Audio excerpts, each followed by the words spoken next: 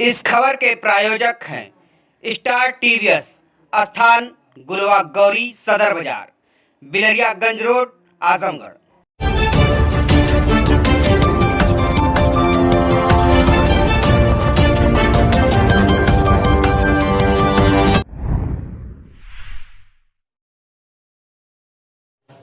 नमस्कार, मैं हूं ज्ञानेंद्र मिश्रा और आप देख रहे हैं शेर आजमी न्यूज। सबसे तेज और सबसे सटीक खबर देखने के लिए बने रहिए शेर आजमी न्यूज के साथ। अब खबर विस्तार से। भारतीय जनता पार्टी ने सबको दिया है बराबर का सम्मान, अखिलेश मिश्रा गुड्डू। जी हां, आपको बता दें कि आजमगढ़ सदर विधानसभा से भाजपा प्रत्याशी अखिलेश मिश्रा गुड्डू ने आज हमारे वरिष्ठ सहयोगी शमीम जयराजपुरी से बातचीत करते हुए कहा कि भारतीय जनता पार्टी गरीबों और पिछड़ों की आवाज़ है। योगी सरकार में हर वर्ग को सम्मान और हर वर्ग को अधिकार मिला है। उन्होंने कहा कि जात धर्म से ऊपर उठकर आम जनता के लिए बीजेपी सरकार ने काम किया है। विकास भारतीय जनता पार्टी ने किया है। उत्तर प्रदेश में जो भी विकास कार्य हुआ है वह भारतीय जनता पार्टी की देन है। उन्होंने कहा कि ईमानदार सोच और दमदार काम के साथ उत्तर प्रदेश में एक बार फिर योगी सरकार बनेगी और उत्तर प्रदेश का विकास होगा। उन्होंने कहा कि योगी सरकार में भ्रष्टाचार खत्म हुआ है और विकास की रफ्तार बढ़ी है। गुंडे माफिया या तो उत्तर प्रदेश छोड़कर चले गए या फिर जेल में हैं। उन्होंने कहा कि मैं बराबर जनता के बीच में रहता हूं। आजमगढ़ सदर विधानसभा में कोई विकास कार्य नहीं हुआ। विकास के नाम पर झूठ बोला जा रहा है और खोखला नारा भी दिया जा रहा है। जनता खूब समझती है कि किसने क्या किया है। आने वाले दिनों में सदर विधानसभा पर कमल खिलेगा और समाजवादी पार्टी का सफाया होगा। हमारे वरिष्ठ सहयोगी शमीम जयराजपुरी से बातचीत करते हुए भाजपा प्रत्याशी सदर विधानसभा से अखिलेश मिश्रा गुड्डू ने क्या कहा, आइए आपको दिखाते यह रिपोर्ट। हमारे साथ हमसे बात करने के लिए मौजूद हैं आजमगढ़ सदर विधानसभा से भारतीय जनता पार्टी के प्रत्याशी अखिलेश मिश्रा गुड्डू जी, जिनको दूसरी बार भारतीय जनता पार्टी ने इनके ऊपर विश्वास किया है और प्रत्याशी बनाया है। आइए हम इनसे पूछते हैं कि आप जनता के बीच में किन मुद्दों को लेकर जाएंगे और पिछली बार का इलेक्शन और इस बार का इलेक्शन आपके लिए कितना अलग रहेगा। देखिए, 2017 में भी हम गुंडाराज और भ्रष्टाचार के मुद्दे पर चुनाव लड़े थे और हमारी पार्टी का विशेष रूप से फोकस भी इसी पे था, क्योंकि उत्तर प्रदेश की जो स्थिति थी वो बद से बदतर थी। मैं इस बार केंद्र सरकार की उपलब्धियां और उत्तर प्रदेश सरकार की उपलब्धियों को लेकर जनता के बीच में जा रहे हैं और उसका रिस्पांस भी बहुत अच्छा है और इस बार आजमगढ़ से भारतीय जनता पार्टी अधिकतम सीटें जीतेगी, ऐसा मुझे विश्वास। ये कहा जा रहा है कि आजमगढ़ समाजवादियों का गढ़ रहा है, ये गढ़ आपके लिए कितना चुनौती भरा होगा। देखिए, पूर्व के जो चुनाव हैं उसमें भारतीय जनता पार्टी के 17 के पहले कितनी सीटें थी ये आपको पता है, तो कहीं न कहीं उसको गढ़ के रूप में देखा जाता है। हम ही लोगों का वोट लेकर वो गढ़ बनाए थे, लेकिन इस बार 5 साल के बाद जो स्थिति आजमगढ़ सदर में है, तो इस बार यहाँ की जनता बताएगी कि ये समाजवादियों का गढ़ है कि ये भाजपाइयों का गढ़ है। ये वो तिलस्म इस बार टूटेगा। आप ये बताएं कि आप जनता के बीच में जाते हैं, जनता के जो मुद्दे हैं, जो बुनियादी जो समस्याएं हैं, उनके बारे में बताएं कि अगर आप इलेक्शन जीतते हैं तो जीतने के बाद आजमगढ़ के विकास के मैदान में आपकी क्या रणनीति होगी, क्या प्लान है। देखिए, आजमगढ़ में 40 साल में उन्होंने कुछ किया नहीं, सिर्फ वो परिवारवाद को बढ़ाए हैं और अपनी निधियों का बंदर बाट किए। और मेरी पहली प्राथमिकता होगी कि अभी पिछले 2-3 महीने पहले बरसात में जो स्थिति थी आजमगढ़ की, जल निकासी की कोई व्यवस्था नहीं थी। लोग अच्छे अच्छे घर बना के भी उनको घर छोड़ना पड़ा था। घरों से 2-2 महीने तक वो पलायन किए थे। तो नगर को एक सीवरेज प्लान की अच्छी व्यवस्था मिले और जो सड़कों की स्थिति बद से बदतर थी, 5 साल में बहुत कुछ सुधारने का काम हम लोगों ने किया है।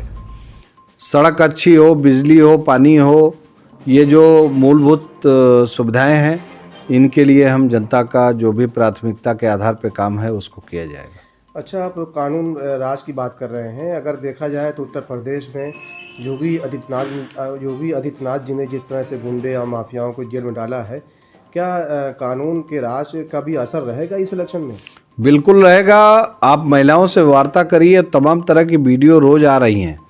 जो 2017 के पहले जो गुंडे थे वो या तो खुलेआम गुंडई करते थे, व्यापारी वर्ग था, वो अगर बैंक से पैसा लेके निकला तो घर नहीं पहुंचा, घर से निकला तो बैंक नहीं पहुंचा।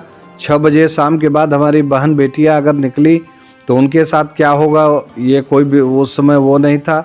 और आज के समय में सबसे ज़्यादा अगर काम हुआ है तो वो ये गुंडा राज को समाप्त करने के लिए हमारी सरकार ने किया।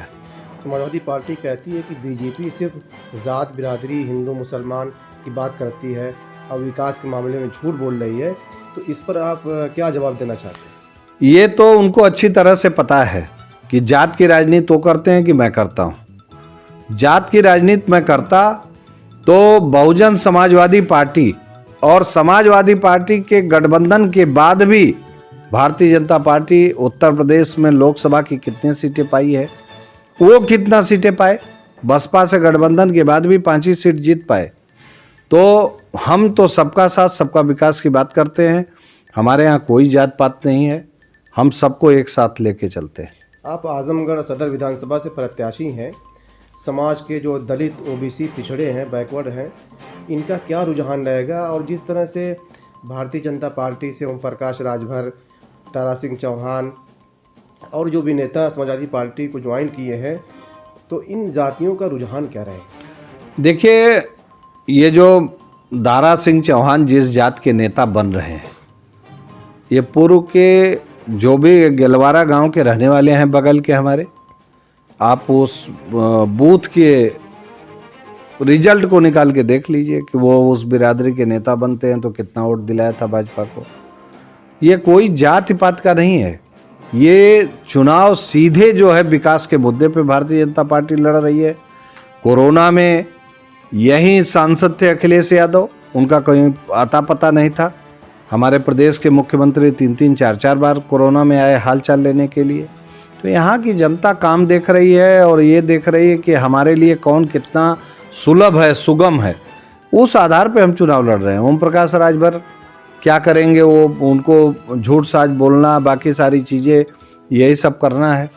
ये कहीं कोई मुद्दा नहीं रह गया। अब आजमगढ़ की जनता जो है जात पात से ऊपर उठकर इस बार अपना मताधिकार का प्रयोग करेगी। कह रही है कि सबसे ज़्यादा शोषण अगर किसी समाज का हुआ है, किसी बिरादरी का हुआ, ब्राह्मण का हुआ है, तो आप भी उसी बिरादरी से आते हैं, तो इस पर क्या कहना है? अरे ये तो हास्यास्पद है बिल्कुल। ब्राह्मण कहाँ है, आप देखिए ना, हर जगह तो ब्राह्मण जहाँ था वहाँ है ब्राह्मण। वो कह रहे हैं कि हमारे साथ में है। नहीं, उनके साथ कहाँ है? तो उनके साथ है तो फिर रिजल्ट बताएगा 10 मार्च को। ब्राह्मण जहाँ था वहीं है और कोई ब्राह्मण कहीं जाने वाला नहीं है। और जो वो थाती अपनी समझते थे दलित वोट बैंक को, आप दलितों में जाके इस समय जाके पता करिए, उनके मुंह पे केवल योगी मोदी का नाम है। ये थे अखिलेश मिश्रा गुड्डू जी जो हमसे बात कर रहे थे। इनका कहना है कि 2022 में फिर से डबल इंजन की सरकार बनेगी और यूपी के मुख्यमंत्री योगी आदित्यनाथ जी होंगे क्योंकि जनता आजमगढ़ में परिवर्तन चाहती है और ये चुनाव नीतियों और भारतीय जनता पार्टी की उपलब्धियों पर होगा। हमारे सहयोगी ज्ञानंद मिश्रा के साथ शेर आज़मी के लिए शमीम जराजपुरी, आजमगढ़। जय हिंद, आदाब दोस्तों, मैं हूं शमीम जराजपुरी और आप देख रहे हैं शेर आज़मी न्यूज़ चैनल। आज हमारे देश के प्रधानमंत्री नरेंद्र मोदी जी की मन की बात लोग सुन रहे थे। आजमगढ़ सदर विधानसभा से अखिलेश मिश्रा गुड्डू को भारतीय जनता पार्टी ने टिकट दिया है। आइए हम यहाँ जो लोग बैठे हैं और जो लोग यहाँ पे आए हैं प्रधानमंत्री जी की बातें सुनने के लिए, मन की बातें, इनसे हम जानते हैं कि इस इलेक्शन में आपका मुद्दा क्या रहेगा और 2022 के इलेक्शन में किसकी सरकार बनेगी और कौन होगा यूपी का मुख्यमंत्री। जी, क्या नाम है आपका? राजा राम प्रजापति नाम है जी। बताएं, अखिलेश मिश्रा गुड्डू जी को टिकट मिला यहाँ से, हाँ। आपकी इस बार पर किसकी जीत होगी और कैसा होगा इलेक्शन? जीत तो अखिलेश मिश्रा जी की होगी जी क्योंकि भारतीय जनता पार्टी सबसे पहला मुद्दा है कि भारत के निर्माण के लिए बनी है जी और देश के लिए इन्होंने जो किया है अब तक जब से देश स्वतंत्र हुआ तब से अब तक किसी सरकार ने देश के लिए ऐसी उपलब्धि नहीं दी है। आइए कुछ लोग और उनसे हम बात करते हैं। जी क्या नाम है आपका? घनश्याम मौर्य। किसकी सरकार बनेगी और कौन होगा यूपी का मुख्यमंत्री? योगी बाबा होंगे जो है और गुंडागर्दी मुक्त प्रदेश होगा जो है। और हमारे यहाँ सदर से जो है हमारे गुड्डू भैया जो है अच्छे ऑटो से जो जीत लोग। आइए कुछ लोग और उनसे बात करते हैं। जी बताएं। जितेंद्र सिंह नाम है मेरा। जी नहीं अगर पहुंचता समाजवादी था। पार्टी ये कह रही है कि आजमगढ़ समाजवादियों का गढ़ है, तो इस गढ़ में जो है भारतीय जनता पार्टी और जो भारतीय जनता पार्टी ने जिनको प्रत्याशी बनाया है अखिलेश मिश्रा गुड्डू जो है, इनके लिए क्या चैलेंज रहेगा? अखिलेश मिश्रा जी यहाँ से चुनाव जीतेंगे इस बार। जी काफ़ी मेहनत किए हैं, लोगों के दुख सुख में आए हैं, बिना भेदभाव बिना जात के आधार पे सबके दुख सुख में आए हैं, गए हैं, सबका हालचाल लिया, सभी लोगों का काम करते हैं और सबके साथ सबका विकास करते हैं और इस बार वो चुनाव यहाँ से जीतेंगे। इस बार कमल खिलेगा। सदर विधानसभा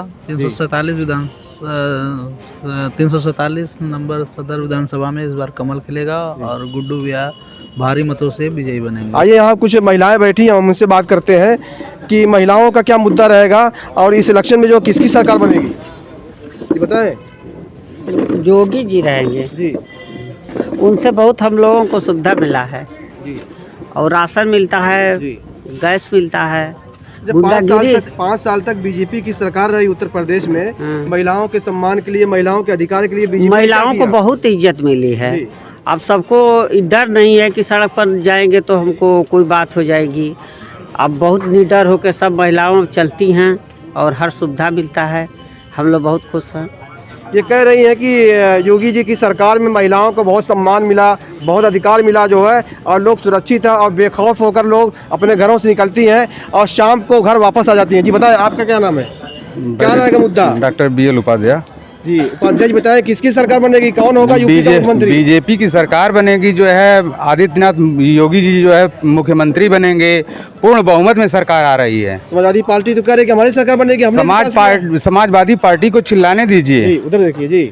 और वो लोग जो है जो कहते हैं इसके पहले जितनी गुंडई थी यहाँ पे वो सब समाप्त हो चुकी है, सभी लोग सुरक्षित हैं और विकास भी कुछ इसके पहले नहीं हुआ था। अब जब से योगी जी की सरकार आई है तब से जो भी है सभी लोग जो है खुश हैं। जी विकास मुद्दा रहेगा इस इलेक्शन में? हाँ, विकास मुद्दा रहेगा और योगी जी आएंगे तो और ही विकास। और मेन टॉपिक तो मैं ये कहना चाहूँगा कि सपा के सरकार में ऐसा हुआ था, वी आर यंग जनरेशन, तो हम युवा क्या चाहते हैं कि हमने क्या किया था, मेहनत करके पास हुए थे हम लोग, कुछ ना तो बस 60% या 65% पे पास हुए थे। लेकिन इनके सरकार में क्या हुआ था, खुलेआम धांधली होती है, बच्चे पास हो जाते हैं 80-90% लाते हैं, फिर ये लोग क्या करते हैं, भर्तियाँ कराते हैं, भर्तियाँ मेरिट पे करा देते हैं और हम लोग जो होते हैं पढ़ के 60% लाते हैं। और इनके सरकार में बहुत सारे बच्चे ऐसे हैं जिन्होंने ना स्कूल गया, ना स्कूल की शक्ल देखा, ना कुछ नहीं, सब्जेक्ट का पता नहीं था, वो 90% लाके आज वो पुलिस की भी और अदर ड्यूटी कर रहे हैं। जो कि समाजवादी पार्टी कह रही है कि हमने युवाओं को सम्मान दिया, लैपटॉप दिया, बेरोजगारी भत्ता दिया, इस पर क्या कहना आपका? ऐसा सम्मान को लेके क्या फ़ायदा कि जो लैपटॉप चलाना ही नहीं जाने। मैंने बहुत से स्टूडेंट को देखा है, मेरे भी बहुत से ऐसे दोस्त हैं जो लैपटॉप लिया तो लिया लेकिन उसका इस्तेमाल नहीं किया, उसको लेके अदर लोगों को बेच दिया, तो क्या फ़ायदा इसे लेकर? चुनावी मौसम में युवाओं का क्या रुझान रहेगा, युवाओं का मुद्दा क्या रहेगा आजमगढ़ सदर विधानसभा पे? हम तो यही कहेंगे कि हम जितने भी युवा हैं हम लोग मेहनत करके पाते हैं। अगर 50% ही पा रहे हैं तो वो हम लोग का मेहनत होता है। अगर हम लोग का मेहनत कहीं भी सफल हो रहा है तो वो भाजपा के सरकार में हम लोगों को मिला है, तो हम तो भाजपा को ही देंगे और भी युवा को कहेंगे कि प्लीज़ वोट भाजपा। हमारे देश के प्रधानमंत्री नरेंद्र दास मोदी जी ने आज मन की बात किया है। आज हम यहाँ पे मौजूद थे, आपको क्या प्रेरणा मिली इनसे जो है? हाँ, पहली से तो मुझे यहाँ बहुत सारी नॉलेज मिली। पहली चीज़ तो ये, हम युवाओं को अमन की बात से नॉलेज मिलती है और कुछ नया नया सीखने को मिलता है। और उन्होंने ये कहा कि सफाई पे मेन ध्यान दिया और ये कि हमारी संस्कृति जो है हमें उसे बढ़ावा देना चाहिए, जो कि अब बहुत छूटती जा रही है जी। लेकिन अब भाजपा के सरकार के आने के नाते हमारी संस्कृति जो बहुत काफ़ी हद तक ऊंचाइयां छू रही है। अच्छा, जिस तरह से बीजेपी की सरकार में, योगी जी की सरकार में जो माफिया थे, जो गुंडे थे, वो जेल में डाले गए, क्या इसका भी असर इस इलेक्शन पर पड़ेगा? नहीं, देखिए जो गलत है वो गलत है। अगर कोई भी सरकार अगर गलत के लिए आवाज़ उठा रही है तो बहुत अच्छा, लेकिन ये भाजपा सरकार ही एक ऐसी सरकार है, हमने देखा, हम युवा हैं, हमने देखा है कि गलत को इन्होंने बहुत अच्छे से दबाया है। इन्होंने ये नहीं डरा कि हमें कोई सपोर्ट करे या ना करे, लेकिन इन्होंने गलत को बहुत अच्छे से दबाया है। इलेक्शन में क्या तस्वीर रहेगी आजमगढ़ सदर विधानसभा पे जो है, क्या तस्वीर रहेगी इस बार? सदर विधानसभा में इस बार अखिलेश मिश्रा गुड्डू एक बदलाव लाने जा रहे हैं, जिसके लिए आजमगढ़ की जनता पूरी व्याकुल है और परिवर्तन देखना चाहती है।